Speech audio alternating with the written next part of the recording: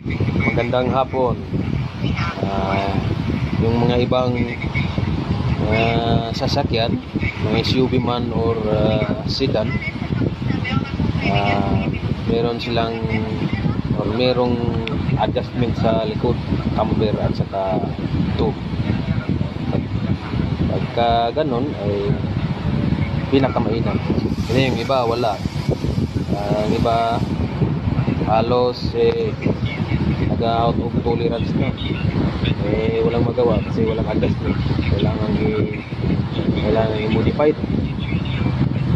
Pagka modified pa naman, minsan nasisira din yung ibang parts, lalo na bearing. Kasi hihilain siguro nila o anong paraan ng pag-modified nun. Yun ang kagandahan pagka may adjustment sa likod. Makikita natin yung thrust angle niya, yung pagkakatuwid ng dalawang gulong sa likod. At